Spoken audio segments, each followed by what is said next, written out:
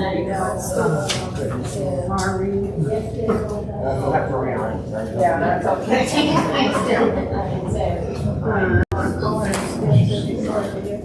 Yeah. Okay, good morning. Any prayer requests that you have this morning? And what? Prayer request? David has to have, knee surgery. We have to call an orthopedic surgeon tomorrow. He has water, fluid on his knee and, arthritis. The pain was so bad yesterday that we were in the, he did get tramadol though, which, You did what? pain meds. And the pain seems to be better today. Good. Yes, sir. My sister's brother-in-law, Orlando from Margot, passed away this week. Orlando. Orlando.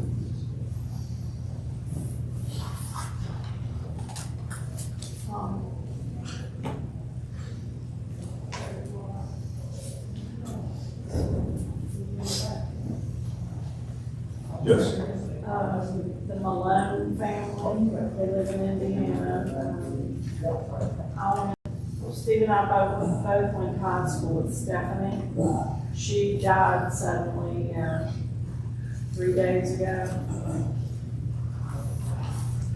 Very sudden, very sad. Her family's had a very hard time.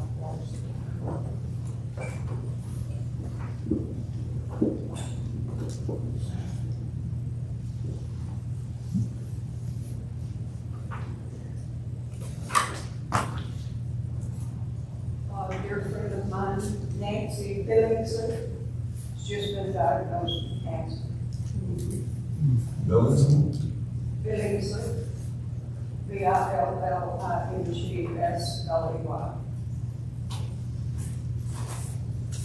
She's at Sarah Cannon Cancer Center now. That's in Nashville.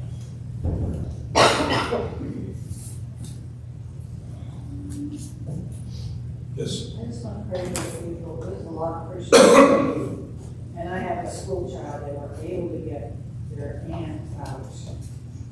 They got her out of there, but it's a nightmare. And there's a lot of Christians.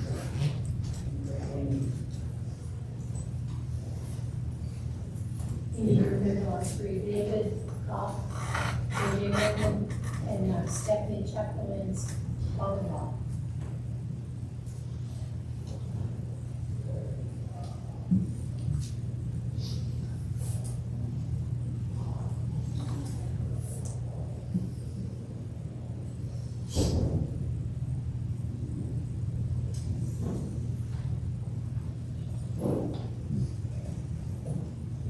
Anyone else?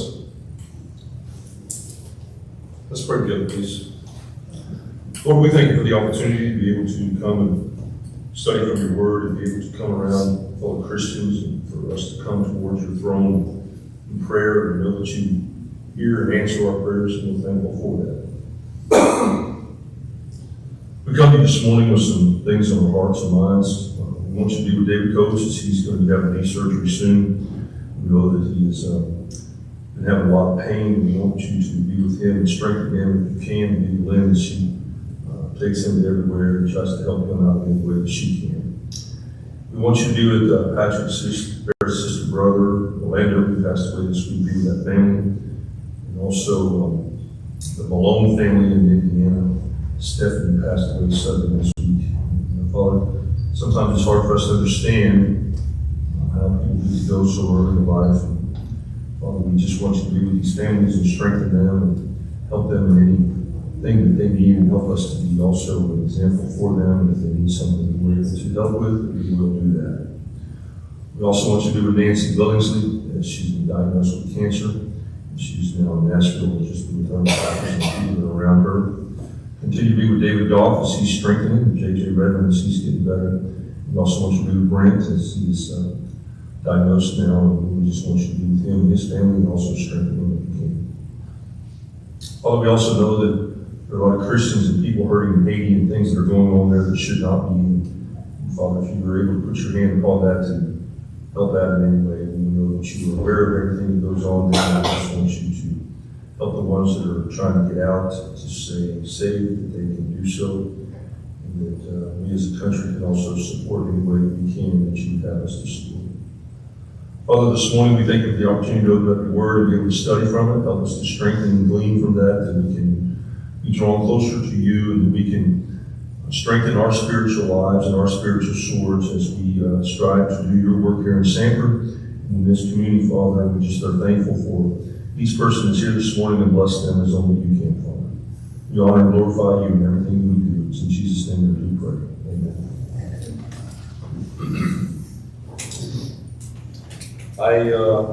Let me first off say that I'm very thankful to be up here. However, I really appreciate Tim Osborne in this book. I think us elders should have looked at this book a little stronger. This book is very difficult when I read through it. We got some difficult lessons coming up and some things that we may not always touch on as Christianity, but I want to give you my best challenge to this, and I'm going to tell you everything that I can do as I studied this past week. It was a challenge for me because it's not something that I heard a lot about growing up, and it's something that I had to really dig into the scriptures and be able to hear from. And I'll tell you my insight at the end of class of what I hope that you get out of this lesson. I have read the next 3 lessons, and they're all very difficult, dealing with our spiritual sword. And it's because sometimes this is such a guide for us that we always look at it as our strength and what we should do, okay? The concept that we're going to talk about today is considering the concept of the canon. Some of y'all may have heard about this, and some of y'all may have not heard a lot about this. But let me first off, I skipped the lesson that was next in line because it was called inerrant. We have spoken for 2 weeks, Tim has, on infallibility, how the message of the Bible that was written by 40 different men in over a 1,500-year period. And we have come to the conclusion that they were all inspired writings from the Word of God, from God Himself, through people that have written these books. And so I didn't think that we needed to talk about inherent because everything he spoke about in there, he had already brought up on his own. Tim had previous lessons, so I'm glad I listened to some of those previous lessons. We're going to be talking about this book called Sharpening Your Spiritual Sword. I'm going to cough a little bit, so I'm sorry, but you're just going to have to deal with that. I want to make sure that I taught and everything. I also had the opportunity yesterday to teach a class at the Radiant Retreat out at the Central Florida Bible Camp. And my topic was on relationships, and if you don't know relationships with young people, we needed to talk about. So I brought up some very interesting ideas, and there was very good class discussion, and I was very thankful for that because I was worried about them not perceiving an old guy, as opposed to a young person, to be able to bring the lesson. But we were able to teach that yesterday. We had a good turnout out there yesterday, and I was very thankful to be a part of that. So a lot of our young people will probably not be here today as they do have worship out there this morning. All right, so this morning we're going to talk about considering the concept of the canon. These people lived in very different times, and I want y'all to realize that. This Bible was written some 2,000 years ago, many years ago. And we went through I know that Tim just went through the intertestamental period, which was between the book of Malachi all the way through when John started in Matthew, when we started the first 4 books of the Bible. And there was a period of 400 years there that they went through. Yet there is one startling and stunning characteristic. From Moses, who wrote the first 5 books, to the Apostle John, who wrote 4 of the last 5 books, there is an air of infallibility. Now, let me say this. There is a lot of things that people over the years have said, some maybe typographical errors or anything like that, or also have challenged the Bible in many states. When they have challenged the Bible, some of them have been turned down because things have come out and about since then that they were wrong about, and the Bible was right about it, okay? The Bible, we know, is an inspired word that is inspired from the Word of God, and it's something that we draw very closely. In most cases, but with few exceptions, the writer of the Bibles were very simple men. Everybody understand that? Mm-hmm. Except for maybe Moses, Solomon, Paul, and Luke. are notable exceptions. Pretty much everybody else that wrote some of these books in the Bible were very simple men, not very well educated in some areas. They wrote with an awareness that they were writing with authoritative and infallible Word of God. Does everybody agree with that? Mm-hmm. So they were inspired, and God's Word was written. So let's look at the meaning of what this concept of the canon is. What we have in the Bible is the complete, accurate, and authoritative Word of God. I want to make sure I make that very clear. Okay? I'm going to bring up a couple of man-made concepts and things that people have questioned over the years that we need to know about in case it's brought up to us to be able to study from it, to be able to glean from it, to be able to help people understand if we can. That is what is meant when we speak of the Bible as being a closed canon. From the beginning of the Bible, starting with Moses' first letter to the end, concluding with John's last letter, the writers of the Bible were convinced that they wrote it as the authoritative work of God. Their work bears the mark of inspiration and authority that is unmatched and unmistakable.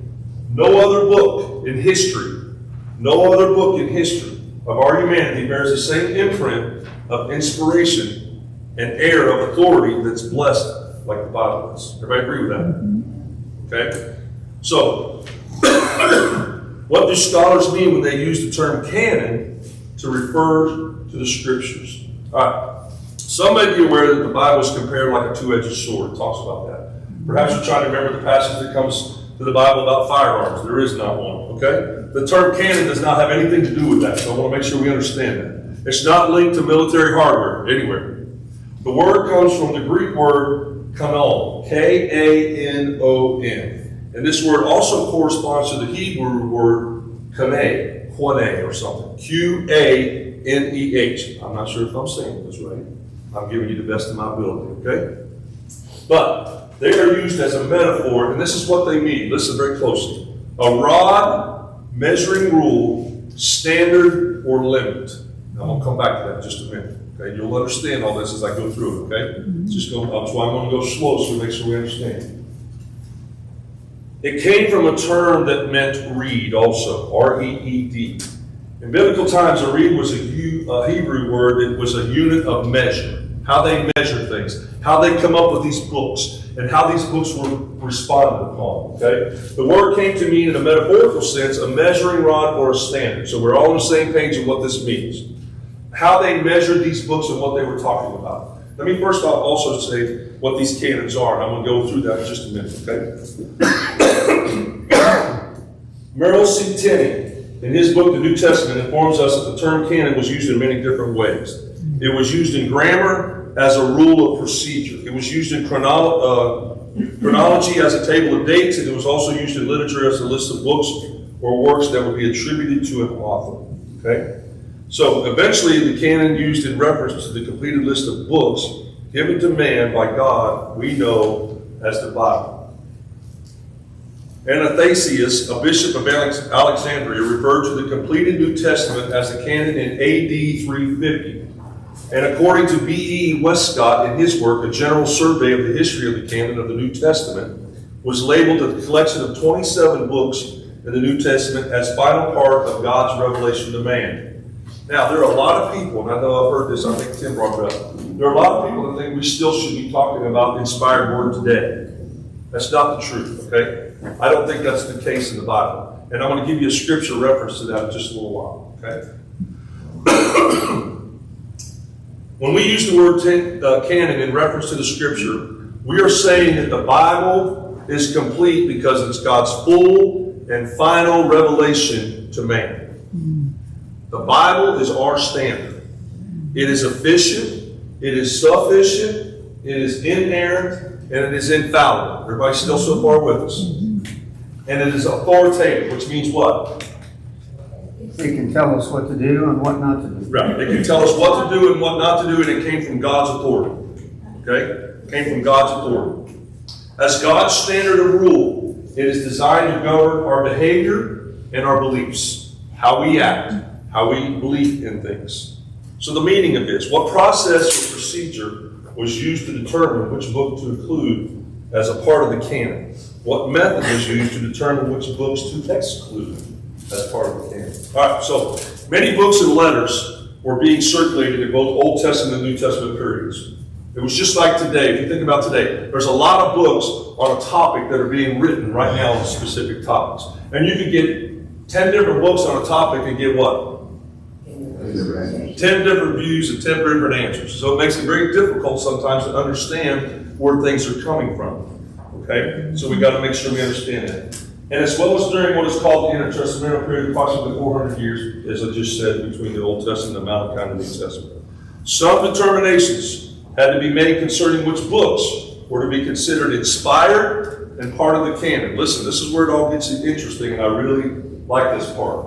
And which books were not. There were basically two primary tests involved in determining which books should be included in the Old Testament canon. And the first consideration was whether the book had the stamp of inspiration, which is what Tim talked a lot about the first lesson and the second lesson, about being inspired and God told them how to write it.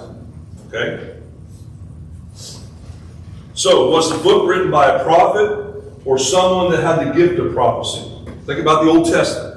If they were a prophet or they had the gift of saying prophecy, that's the books that they wanted to put into this to make sure that everything was inspired and understood. Was it inspired by God? And the second issue they had to deal with, whether the book was accepted, preserved, and read by God's people, which at this time was Israel. Think about that. So what I'm saying, though, that they had to accept it because it was part of their culture and part of what they were going through. You understand where I'm at? So, but it had to be authoritative first and then accepted by that. Some writers of the Old Testament were not prophets in the official sense. Let me give you those names so you know. David and Solomon were both what? They were kings. Very good. They were kings, so they were really not prophets at the time. Nehemiah was the cupbearer of, that's a little history lesson. Huh? A king. A king? Yes, very good. King of Babylon. Does anybody remember that? Starts with A. There it is. Yeah, I didn't want to say it. Artaxerxes. And later became governor of Jerusalem. Ezra was a scribe. So those were the ones that were probably not prophets. Okay, David and Solomon were both kings. Nehemiah was a cupbearer, the governor of Babylon, and Ezra was a scribe. Each, however, was considered to have a prophetic gift. In other words, the prophet was able to speak to them, and they were able to understand and do the things that the prophets were able to do. So they did have the prophetic gift. That's why those books were allowed into the Old Testament at the time. They were used by God to communicate for God. God wanted things said, and so He wrote them through these guys. They were used to speak and write God's revelation to man. How God wanted us to deal with things. How God wanted to deal with things in the Old Testament. And then we're going to see how God does it through Jesus in the New Testament in just a few minutes. There is no question that by the time of Jesus, the Jews understood the Old Testament to be fixed. How it was, the books, the way they were planned, and what the books said. It cannot be disputed that Jesus and the apostles often quoted from a distinctive body of authoritative writings. They referred to as the writings of the Scriptures. Listen to me. That is one of the most important things I think that this has to deal with.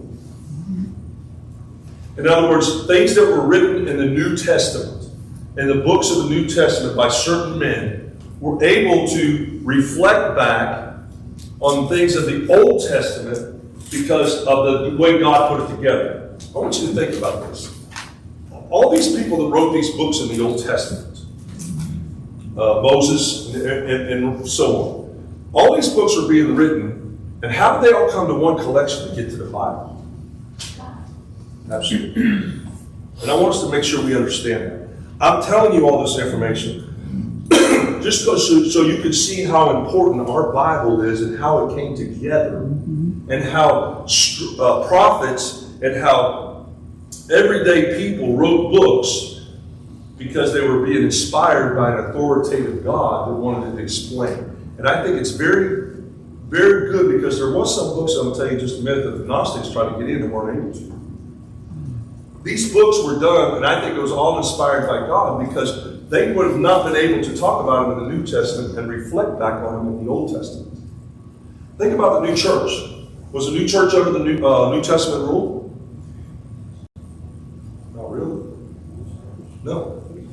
No. When the church was established, what rule were they under? Old law. So they were under the Old Testament. When did they become part of the New Testament? Jesus. When Christ was born, and also when it was written. All the rest of the books were written. So that we know it as the whole Bible, the Old Testament and the New Testament. But if you think about when the church was established, they were still under the old law. So they had to take all this as being fact and being authoritative and understanding what they were supposed to be doing. Now we are under the new law, which Jesus Christ has died for our sins and taken and done everything that he needed to do. Okay? In John chapter 5, verses 39 and 40, New King James, you search the scriptures, for in them you think you have eternal life, and these are they which testify of me. These people were looking in the Old Testament to see how to get eternal life. They were trying to find in Scripture how to get eternal life. They were trying to find out how Scripture was saying about what eternal life was all about. See, we know eternal life as being Christ going to heaven and preparing a place for us, because he talks about it in the New Testament. In John chapter 7, verse 38, New King James, he who believes in me, as the Scripture has said, out of his heart will flow rivers of living water. The Scriptures have said. That's what they're talking about in the Old Testament. Romans chapter 1 and verse 1 and 2. Paul, a servant of Christ Jesus, called to be an apostle and set apart from the gospel of God, the gospel he promised beforehand through his prophets in his Holy Scripture. Jesus speaks in recognition of a closed Old Testament canon when applying the Scriptures and their fulfillment to when he came about. Is everybody still following? We're okay still. I know it gets a little history there. Luke chapter 24, verses 44. Then he said to them, these are the words which I spoke to you while I was with you, that all these things must be fulfilled, which were written, and he gives you the law of Moses, and the prophets, and the Psalms, which is probably the Scriptures concerning me. And he opened their understanding that they might comprehend the Scriptures. Think about that. He said that in Luke. So he's given inspiration as everything that's being said prior. The law of Moses, the prophets, and how we went through the Old Testament and what it was. Thank you. Great. Thank you. Sorry, I'm struggling with my voice. If we're going to lead singing today, y'all going to have to do it all by yourselves, I think.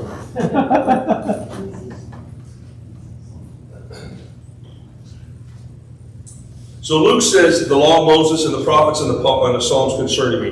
And he opened their understanding that they might comprehend the Scriptures. He wanted them to understand where all these Scriptures were coming from. Everything prior to them was all prophecy and fulfilled to this point. Everybody, it's fulfillment. Isn't it why they sacrificed the lamb all the time? Well, they sacrificed because they thought they had to sacrifice in order for...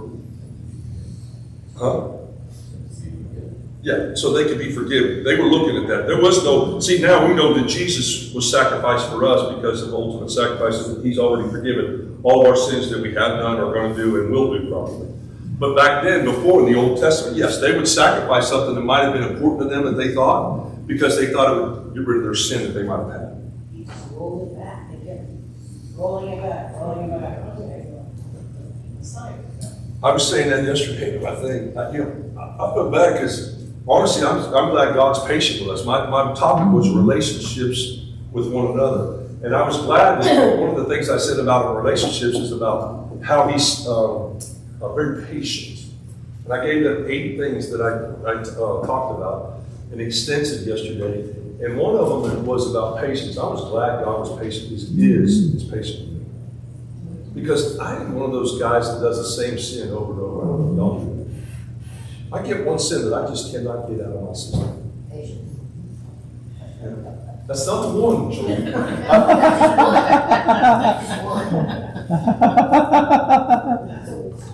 Okay, so we'll go on with that one. Jesus mentions a threefold division that is equivalent to the 3 divisions of the Hebrew Old Testament. He does the law. What's the second one? The prophets and the writings. This affirms the fact that Jesus was aware of an authoritative collection of writings he referred to as the Scriptures. So, Jesus is now in the New Testament. We're talking about New Testament canon and what's going on, but he is aware of all these writings because he brings them back up about the law of Moses. Why is he aware of it? Probably because he's God. Is that not true? Think about it. I mean, we make this thing so difficult sometimes, and he is part of the Trinity, is he not? Jesus. Yep. So he should have known that all these authoritative writings were going on and they were all inspired. The Old Testament was closed around 425 BC with the prophecy of Malachi. Some scholars have argued that toward the close of the first century, Jewish leaders at a place called Jamnia, Jamnia, located near the coast of Palestine, determined the limits of the Old Testament canon. Evidence for a canon of the Old Testament can also be found in the writings of the Jewish historian Josephus, which some of y'all have heard, in his book called Against Apion, or Writing. It was written about 95 AD. He defends the Jews by arguing that they possessed an antiquity unmatched by the Greeks. From Josephus, we discovered the number of books looked upon as being authoritative and divine was limited to 22. I'm going to tell you why. Okay, I'm going to get back to the 39 here just a minute or whatever. He was combining, at the time, Ruth and Judges. He was combining Lamentations and Jeremiah, and remembering that the Jews enumerated their books differently. They counted them differently on a different measure that we talked about back when they were measuring. And the 22 books mentioned by Josephus are the same as the 39 books of the Old Testament we have today. So let's not make that confusion. He just combined a couple. After they wrote them all out, they were the 39 that we know of today from Genesis to Malachi. Everybody good with that? Yes, Walter. And where we have first and second in our Bibles, Right. Chronicles, Kings, and those examples, those books were just very, very long, so that's why they gave them a first and a second. Right. But they were considered only one book. Right. So, confirmation of the number of books accepted by Josephus comes from early Christian writings like Origen and Jerome at the end of the 4th century. Jewish tradition holds that the final compilers of the Old Testament canon were part of the Great Synagogue, the school of scribes found by Ezra. When the Church of Christ was first established, there was no such thing as the New Testament, I just said. The Old Testament was its Bible and its authoritative teachings, and it mediated through the apostles where its teachings come from. It wasn't long before men were inspired to put in writing the divine regulations of God as it related to individual Christians in the assembled congregations. Do you understand what I just did about that? So now we're transitioning from the old to the new, and it's going to start dealing with congregations that come in about and apostles. Okay? And I'm going to give you a couple other ones in just a minute. These written instructions were soon become norm. Around the middle of the 2nd century, Justin Martyr remarked, the memoirs of the apostle were read together with the writings of the prophets. First Apology, page 67. What was the process for determining which books to include in the New Testament? Do we have an idea? Yes. It was the apostles and those that dealt with the apostles. Amen. Very well said. And we're going to go through that. I'm going to tell you who they are. So, similar to that of the Old Testament, various tests were used by early church. They put people into tests to see if it was going to regard the issue of inspiration. And the question was asked, was this book written by an apostle or someone close associate of the apostle, as she just said? So, was Mark an apostle? No, he wrote a book. But he was close to who? Peter, right. Luke was not an apostle, was he? No. Who was Luke close to? Paul, very good. So Luke was not an apostle, but he was associate of the apostle Paul. In John chapter 14 and verse 26 it says, but the Helper, the Holy Spirit, whom the Father will send in my name, he will teach you all things and bring to your remembrance all things that I said to you. So now who helps write the New Testament? Holy Spirit. Holy Spirit. Which is also Jesus, yes. The Holy Spirit does this. And he recalls, makes the men recall what God and Christ wanted him to say. So, yes, these are inspired words because the Holy Spirit helped them do that. The promise of Jesus was directly primarily to the apostles. It was the promise that the Holy Spirit would guide them in communicating what God wanted them to say and the truth of God. This was true, their spoken word, and as their word was written. The second test was used to determine which books were authoritative and therefore to be included. This was a test of content. So there was a question asked, does the teaching of this book clearly square with apostolic teaching? So what the apostles were teaching on a daily basis, was this the same thing they were teaching that we're now going to write about in the New Testament? And there was this group called the Gnostics who tried to slip in phony books, but they failed the test of content and were therefore excluded from the canon that helped write this New Testament. So even in the New Testament times, there was people trying to do false teaching and false doctrine. And they were trying to get it put into the Bible. Can you imagine if that got put in there? It happens to us today. You read some of the books today, and they say that they are from the Bible, and you read some of them. Yes, I was going to bring that in. He said, you've got to remember that God will not allow it. That's what the ultimate thing that I'm talking about. This is all from God's authority. Even from the Old Testament, it was actually God. And even in the New Testament, the Holy Spirit, Jesus, which is God. Sometimes, a couple weeks ago, I went through a struggle. Had a long talk with Walton's mother, Tim. And I was struggling about this preacher thing we were talking about. Because to me, we ought to have one already, but we're on God's time. And they reminded me about how God is in control. And how God, I didn't sleep for 2 or 3 nights. Wondering if this preacher was the preacher or that preacher was the preacher. Or maybe we missed somebody that we probably maybe should have brought in or looked at. And I'm struggling with that as an individual, as an elder. And I think sometimes we do that because we want the best for what the congregation has. Yes, we brought in some people and they might have looked good on the outside, but the more time we spend with them and the time that we're not saying we're doing false doctrine, but everybody says something every once in a while false from the pulpit that we got to be careful with. And we hope that you understand that. And when we look at that concept, we don't want that to cause strife or cause you to stumble, because God says that's not good. Cause a brother to stumble. So we want to be very careful of who we hire, because we also have a congregation to answer to. Me standing in front of you, we need your continued prayers for that. And it was hard for me to realize, I know God's in control, but it's also hard for me to realize when a human person comes into it as Tommy, as an elder, to try to help out in that situation. Yeah, God's in control. It's on God's time. And when the Bible was written, it's all on God's time. And sometimes that's hard for some of us, and I'll say me, to not know what the right way to turn, the right decision to make. But yet, I was told to still trust in God and things would happen in a way, and they would still happen. If you're going through something in your life right now, just know that God's in control and pray to Him. Sometimes we don't understand why things happen. We think this is the one. We don't understand why we didn't hire this one, or why he got another job somewhere else. You know, that's God working, because He can see that big picture of the problem. Think about the Bible.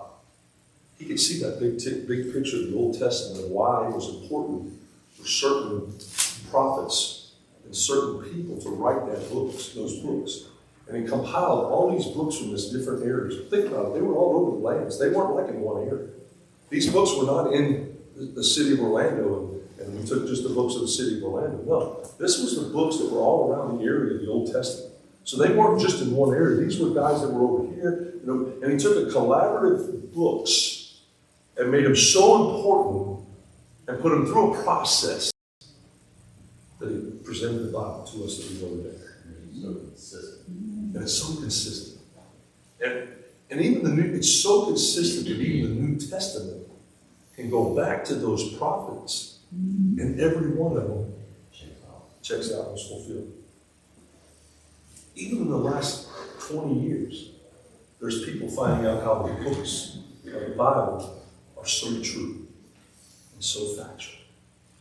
And it's because of our God that is so awesome and can see that big picture in our lives and what it means to us.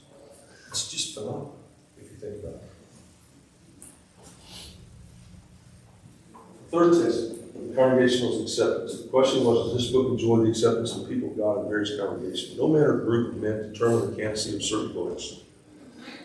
Justin Martyr, Polycarp, Origen, all those in approved apostolical writings, it was through their combined convictions and being guided by divine providence that the canon finally emerged. These people were talking about books that were all around the nation, and they brought them all together to make what we know is the Bible. No church council ever officially decreed what books were to be viewed as common.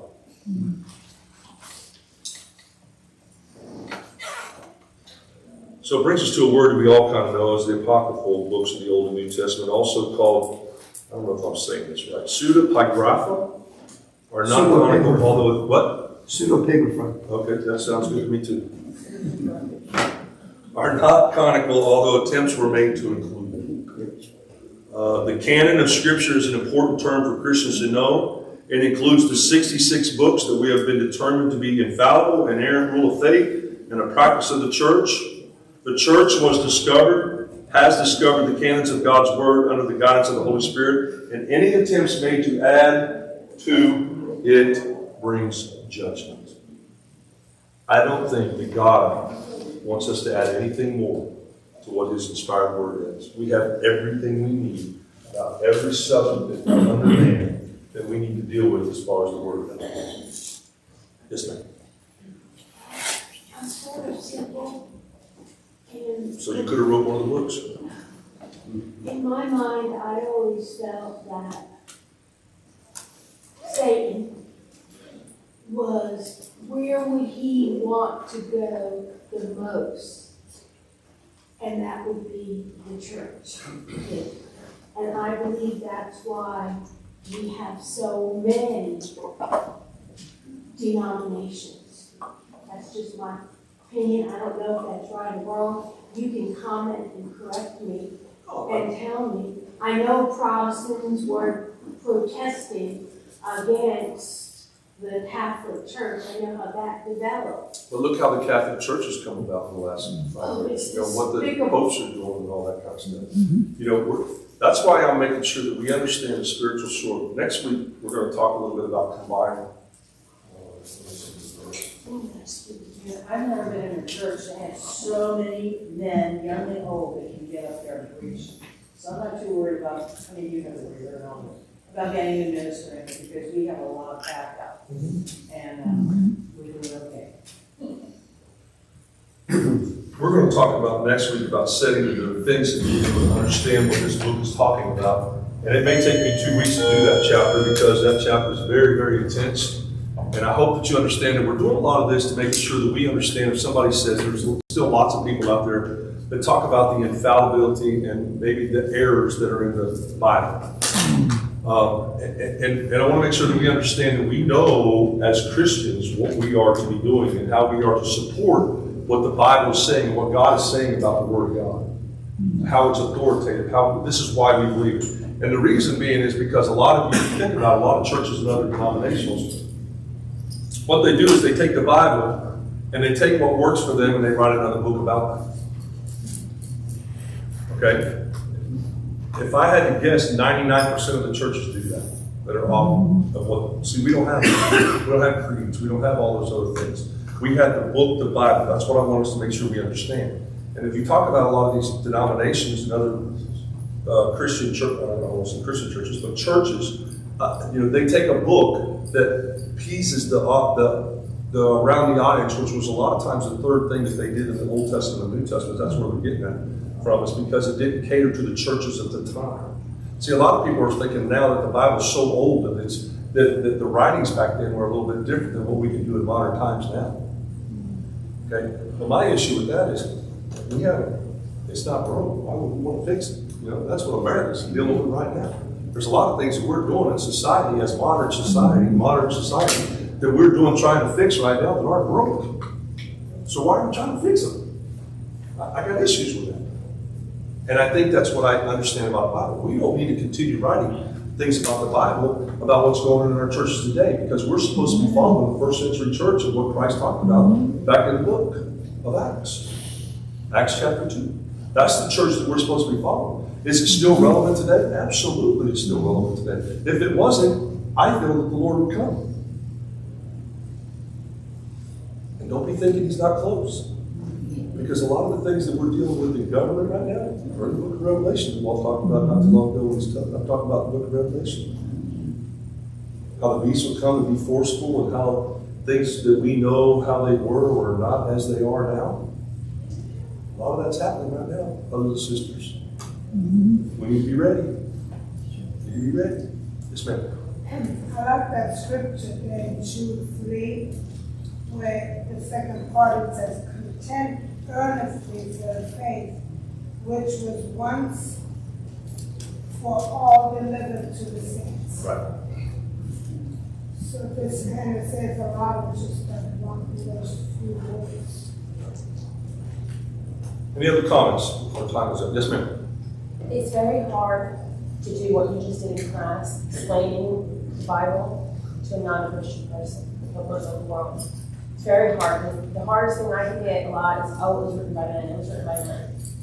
And you can't seem to get the concept to them that it was inspired and that they put it all, they just think it's all voodoo stuff. It's very hard to explain that to them. I get them to understand it or even believe it. But yet they'll read a book that contradicts itself inside the chapters themselves. That's what amazes me. Some of the books you read today, and they even contradict what the second or third chapter might have said in the 8th chapter, they've changed their mind or contradicted what they said. This book that was written many, many years ago is still relevant to us today and dealing with things that people are still trying to find faults in it.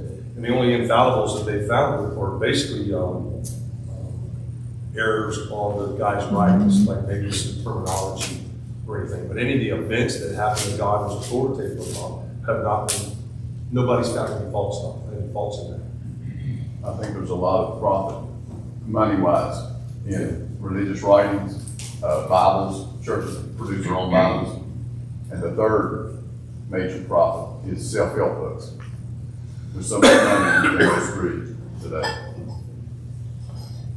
Scientists have even proven that there's a couple places in the Bible where scientists did, Joshua, Gilgal destroyed armies fighting. The sun stayed. That's the whole thing. They still talk about sun rising and sun setting. And it never went down the whole day. And then where he held up his staff, where time stood still, and pretty much it says that was the only time that God heeded the voice of man. So scientists have proven, going back, proven that missing time gives more credit, just gives them credibility. Words of the Bible.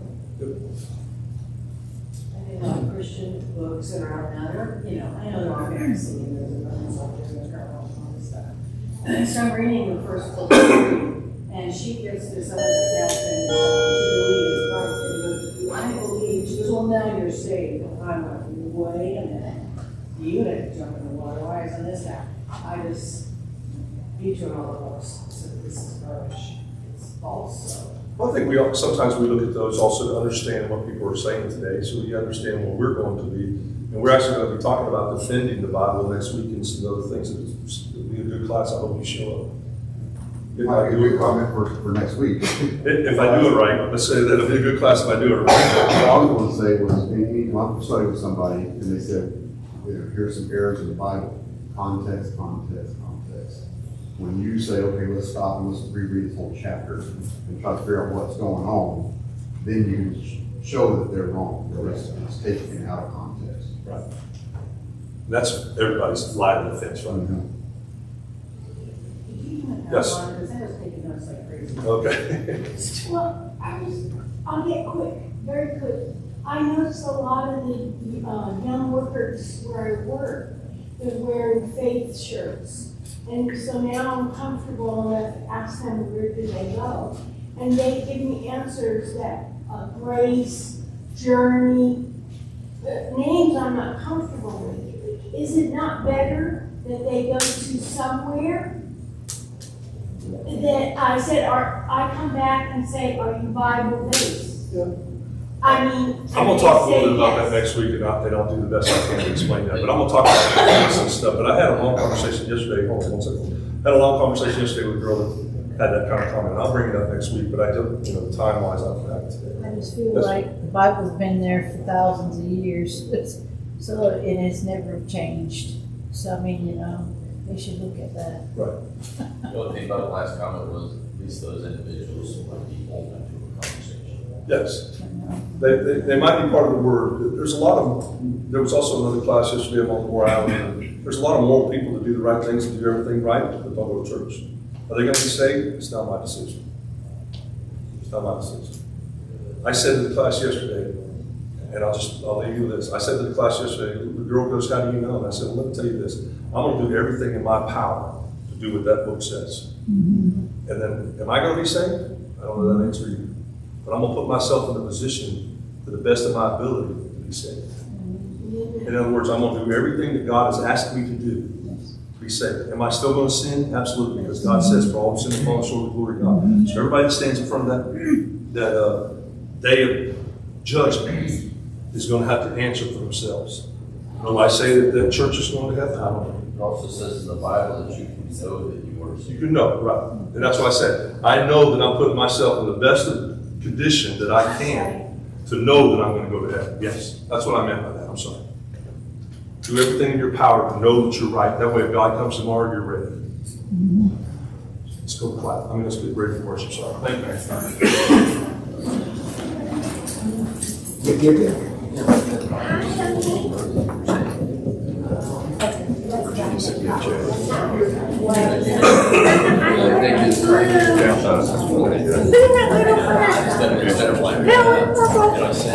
She does those kind of things. I'm gonna cash it, give it to you, so you can buy material with it. I don't wanna offend her. If I don't cash it, I'm gonna offend her.